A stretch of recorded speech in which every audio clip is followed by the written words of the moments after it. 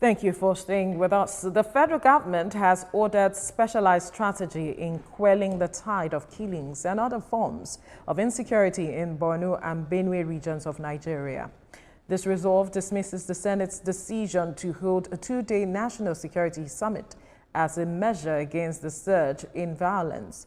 The Minister of Defense, Mohammed Badaru, argued that renewing military efforts will be more effective in tackling the attacks. Mohammed Badaru further stressed that a well-designed military operation alongside Nigeria's sophisticated weapons will aid Nigerian forces to effectively confront security challenges. Joining us in the studio to discuss this shift in military tactics is security consultant Darlington Umoru. Good morning. It's good to have you join us. Morning. As I said earlier, I was actually jealous in my brother Ibrahim. But now you have come to balance the equation. Yes. Always a pleasure to have you. It's good you're here. Now, when you look at the papers this morning, while we were, reviewing the papers, we saw on the front page of the blueprint where the Defense Headquarters is saying foreign headers behind attacks in Benue Plateau communities, and that the troops nabbed 4 terrorists in Taraba, 5 members kidnapped indicating Lafia, all of that. And when you compare that with what the Minister of Defense is saying we have an ordered specialized strategy to addressing this matter in Borno State and Benue State especially, I'm wondering how that will address these issues as against having this two-day summit, especially now that we know that they are foreign headers. First of all, Veronica, do we need another summit on security? That's one. 2, and for anybody to, is it credit now to say that you have foreign headers, causing havoc in Nigeria? It's a way of belittling our strength of intelligence. We've had this over time, and we've talked about this, and we've said at the time, is it not a way of exposing the weak side of our intelligence? Is it? Yeah, it is. If you kept saying that foreign headers are coming into Nigeria to invade Nigeria, then something is wrong with your borders. That's right. So you are indirectly exposing your intelligence to say you're not doing well. I don't know. Sometimes when these people speak, it's as if they really do not understand the implication of the things they want to say, particularly when it has to do with security. Security is a very sensitive concept or aspect of life. And so, if we don't get it right, and if we kept, some of the things we say could easily give us away and encourage some other persons. You're trying to tell these persons that by virtue of the strength they have displayed or their achievements, that they have the likeness of the strength from a foreign land. I don't get it. I don't get it. Something has happened. Why not begin to think out solutions other than begin to wanting to blame what you think ordinarily couldn't have come from your own land? When IED first started in Nigeria, many of us said Nigerians cannot actually wear the vest, don the vest, the IED vest, the suicide bombing thing is not a Nigerian thing. Apparently those who are, donning this vest and detonating the explosives are not Nigerians. That's right. Come on. For me, I'll say, with the statement they made, it has made me scared, even as a Nigerian, because I'm worried. Because now you've come out to say that, they are foreigners, they are not Nigerians. You are shifting, let's even say they are shifting blames. But in the shifting blames now, they've now made Nigerians scared. But now I'm saying that since they've now known that, okay, it's foreigners, what is the next step? I'm hoping it's not the two-day security summit that will be the next step. Come on, enough of all this. I don't know what the National Assembly is talking about at this time. And somebody, I was glad when even a senator rose up to say we have had too many of these. And it's not about just having it. What have been the results? What have we gotten after such a summit? The communique will be released, but does anybody follow up? Yeah. That's the question. All of this is not what we need at this time. I was saying that over time for since before 2015 up until now, we still are looking for ways of tackling insecurity in Nigeria. Agreed, when he first came, when it all started, our men, our soldiers really were not used to the guerrilla warfare. But over time, they've inculcated that into their training, and then they've been following up. But one thing we fail to understand is that these terrorists are not also resting in their oars. That's right. They are doing everything. They are getting more sophisticated. Look at all of this. Now, for instance, when they started, they knew nothing about the UAVs. But today, the terrorists are making use of UAVs to gather intelligence, to secure themselves, to protect themselves. If you saw videos of the terrorists, my first fear was when they got to the level of acquiring rocket launchers. Now, from rocket launchers, they have advanced into the use of UAVs. Now, when you find them in certain places, you find them, hovering UAVs around to monitor movements around where they are. That's what we know on the street as drones. Is that what you? That's what you call drones, right. The unmanned area vehicles. But now, if the saying is that, okay, the military should up their game, in terms of, what had happened what has been happening in Borno since December or January or so. Yeah. Yes, I agree with that. But that is not to say that over time our military have been resting in their oars. But it's just that the enemies are not static or stationary. They are also advancing in this war. They go for trainings outside this country, or people come from outside this country to, particularly those of them that have ties outside, like the ISWAP group.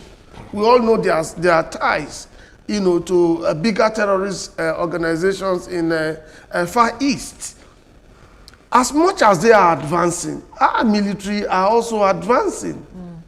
But that is not to say that some persons, there are some ways I don't want to use this money, but I don't think I'm really happy when we are talking about summit. What have we gotten from summit?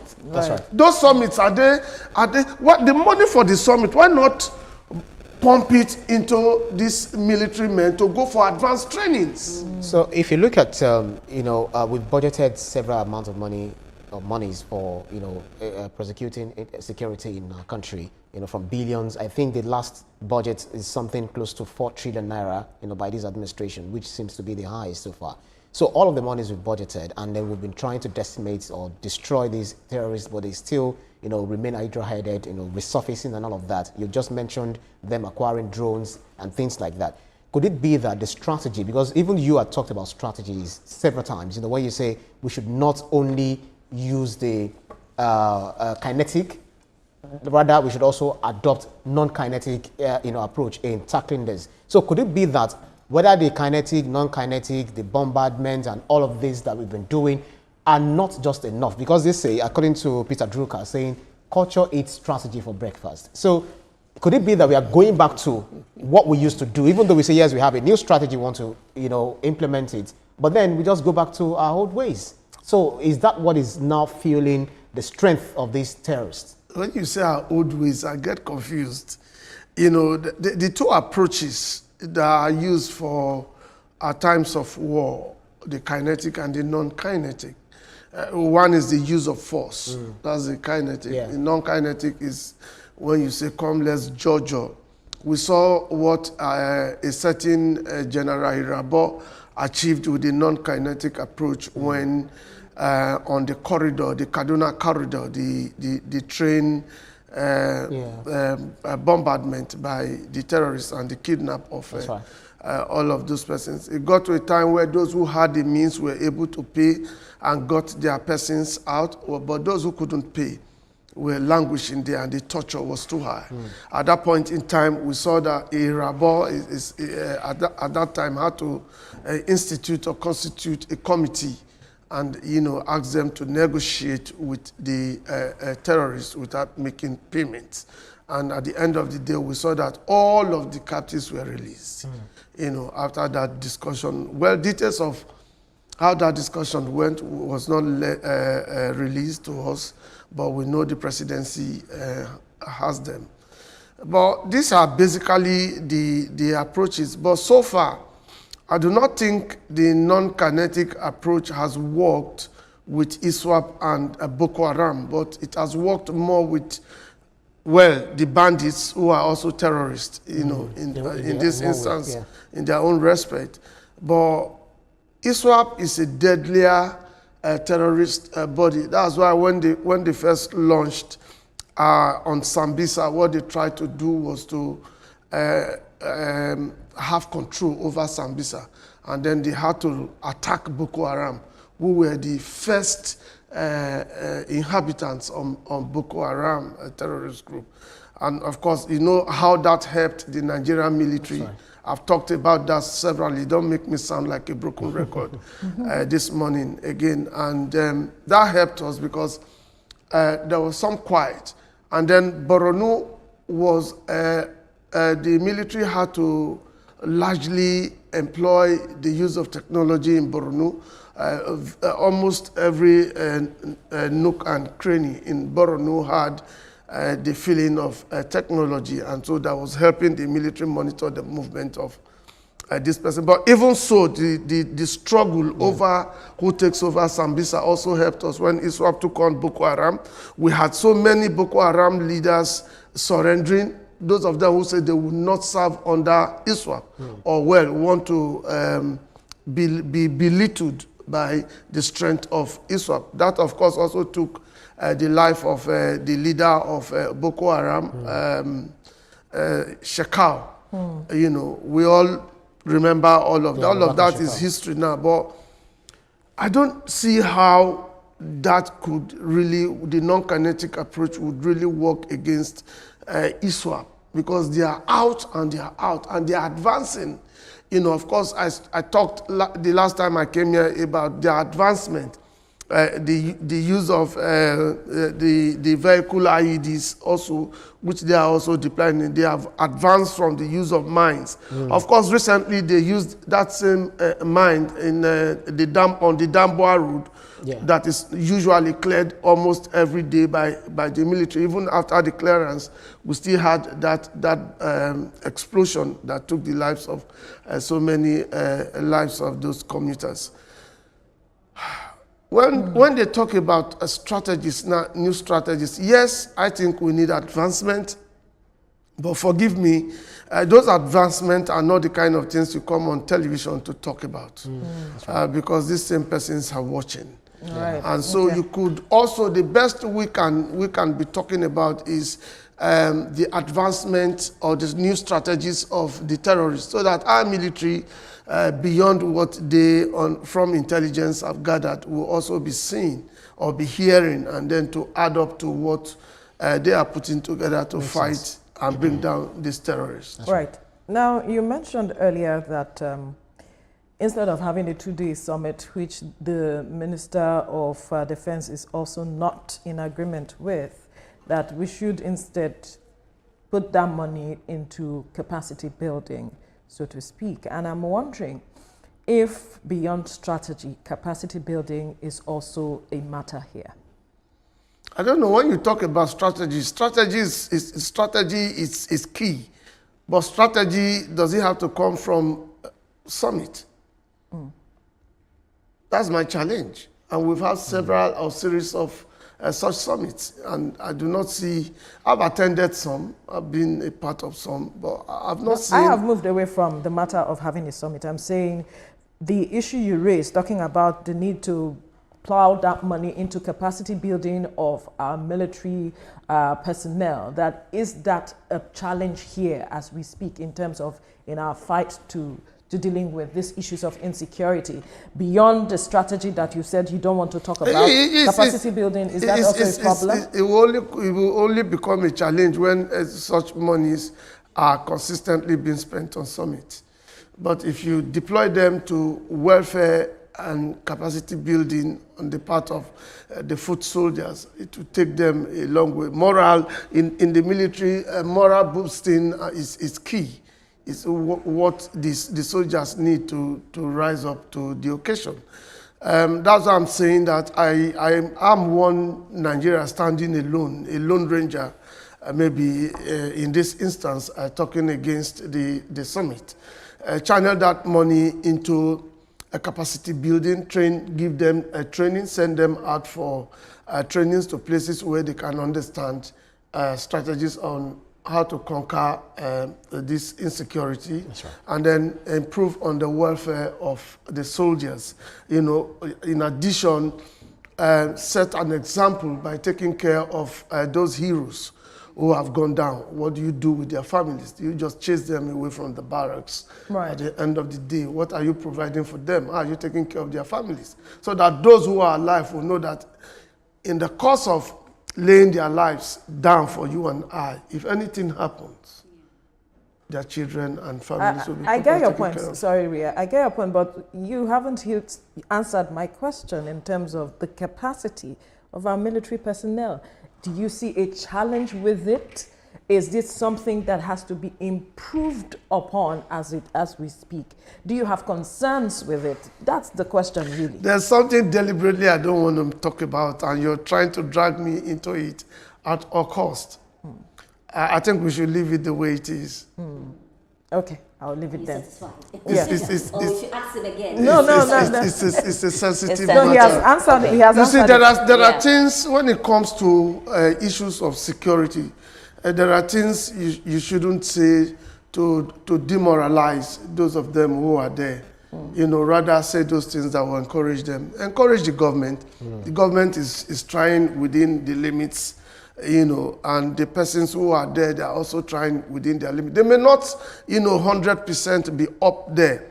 But by the time you begin to talk about certain things, you get them discouraged and demoralized. I get it. So this takes me to... I don't know what you got, but I just... This takes me to the next question. A lot of people and people in these communities, let's be honest, they've lost hope in the government.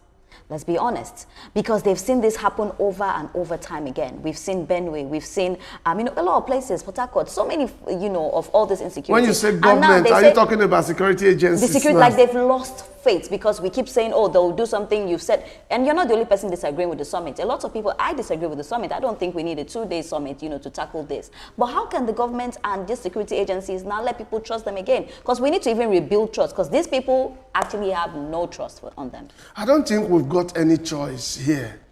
What we need to do is keep trusting and having faith in them. But what if you keep trusting and it keeps happening? Hang on. For instance, you as a civilian, you do not have the law, the right to bear arms, to even protect yourself.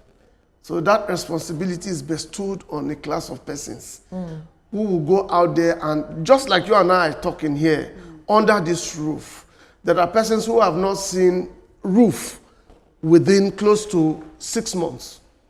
The last 6 months, they've not been under a roof. They are out there in the sun and in the rain, bearing those weapons just because of you and I. That's right. And so if you don't, look, nobody is 100%. There's nowhere in the world where you say one person is 100% capable. What is, first, as much as these persons, well, some persons will say this is what they have agreed and signed to do. But even so, do you think anybody will want to go out there just to risk his life and then get killed? And they're not putting in his best to protect first himself, who is bearing that weapon, and facing another man who is bearing weapons, before talking about you. So I do not see any reason why anybody should lose faith. What we should begin to talk about is we've not had enough. And then if we've not had enough, it's not enough for us to lose faith. If you say you lost faith, I take you to Sambisa, or I take you to a part of Borno, Damboa, and leave you there for 2 seconds. That's a harsh one, actually. No, it's not a harsh one. You're a reporter. You can be a war correspondent. No, I can be there. I'm saying harsh one for our people. No, you see, some of us, sometimes when we sit in the comfort of our zones, we talk, not the journalist now, the general person who will say we've lost faith, and this. It's not as easy as that. These same persons are just like you. First, they were like you before they got enlisted. Yeah, that's right. And then they are getting training on daily basis. And they're putting their lives on the line. You see, you want to still drag me, you are bringing me again. You want to still drag me into All right. That's what she's indirectly wanting to talk about. It's okay. You know, initially she asked Veronica, should I ask the question again another way? It's okay. That's a clever one. That is tomorrow. When you see what is happening in the world, at least they say for you to defeat your enemy, you need to profile your enemy. You need to know your enemy so that you can decimate them. True. Now we know that Israel knows its adversary. You know, Israel-Palestinian conflict. I mean, war or genocide, as some will put it. We know the one that is now springing up, Indo-Pakistan war. We know Russia-Ukraine war, etc. You can list them. Who exactly are we fighting with? Who is sponsoring these, killers? Now we said we were happy when ISWAP, deleted, so to speak, Boko Haram. Not deleted, at least decimated them, to a very large extent. Could it be that we know Niger left, ECOWAS, Burkina Faso left ECOWAS? They are not our enemy after all. So, but exactly who are we fighting with? Some of these people are mining, maybe for free and destroying our land, destroying our resources, and killing our people. Who are our enemies, or who is our enemy? Your enemies are the terrorists. Who are they? Who is sponsoring them? That's the question. You're asking me as if I am a part of the sponsors. No, because you are a security analyst. So I'm thinking, I'm just trying to, probe your mind as well. Ibrahim, let's face the truth. The issue, somebody asked the question, if the terrorists could exist for 10 years, it meant that there's something going for them. Absolutely. Yeah. Absolutely. I've been here severally and I've talked about leakages, that we've had over time that is helping to boost the strength of the terrorists. I've talked about some of them here. UAE, about 2-3 years back, if you recall, prosecuted some persons over there. Yeah. Abu Dhabi, and then they give us a list of names, and they linked some amount of money that got into Nigeria. We had recipients of those monies. Those monies, apparently some persons collected them on behalf of the terrorists. As revealed and exposed, not here, over there. That tells you that you have sponsors who are pushing in money from outside the country into Nigeria. And then you have recipients here who receive those monies and hand them over to them. And sometimes when terrorists are arrested, those of them who survive that are arrested, you find foreign currency on them. That's right. Not the naira. So what does that tell you? That corroborates with what some of the things we have seen practically, maybe the achievement. Recently, we also had and discussed here in this same studio when a lawmaker in the US talked about how some agencies are used. So if you're asking about sponsorship, then these are pointers. And then over time, the Nigerian government has also told us, I'm talking about, when I say Nigerian government now, administration upon administration. That's right. They've also told us how arrests have been made of suspects who are said to have been sponsors. But the challenge I have is beyond sponsors, beyond this one gave us information, this one gave information. We've also seen situations where they say firearms are seized. But Ibrahim, I'd like us to do a research on how many of these names do we have out there for everybody to see? To say, these are the names of the sponsors. So that we can shame them. At a point in time, we were told that if they were given a figure, yeah, about 100 or thereabouts. over 100 of persons. Who were sponsors? Yes, suspected sponsors. Were those names released to us? Those persons, have they been prosecuted? Well, I don't know. We were told that they were going through prosecution. Well, at least we should be in the know. Someone like you should be in the know. Do you understand? We were told that they were in court. Prosecuted. Yes. I think that was last year. But at the moment, When this administration came in. at the moment, of course, forgive me, perhaps maybe I've not researched enough. Do we have the names of those who have gone to jail? Among these people. Amongst these people. We don't. I don't have that. Why those who the UAE revealed and were prosecuting over there had gone to jail? The recipients in Nigeria, have they been jailed? So, you see, it's a complicated matter. We have a system, we have governments who are interested in fighting terrorism, but the truth is, how much are we winning the war? That's a question. So does our system perhaps shield There these she persons, comes again. shield these persons, and is there politics as an undertone in it? Because well, over time, we've been told that there's it has some political undertone. Definitely, we've heard people in government over time, governors. Sometimes will tell us that this person's government, these politicians, this one and this one. But one other thing we have also seen, which we also know, or that have been talked about, is the fact that these illegal miners, are they part of those who are fueling all of this? Again, because we don't have time, if you trace the history of the illegal miners in Zamfara State. It can never be unfortunate. Because, no, I'm saying unfortunately our time is up. That's all I wanted to say. That's all. Okay, that's what you wanted to say. You are sure? Yes, please. Very well. That's all right. Security consultant. Oh, we are wearing uniform this morning. Thank you so much for your time on this.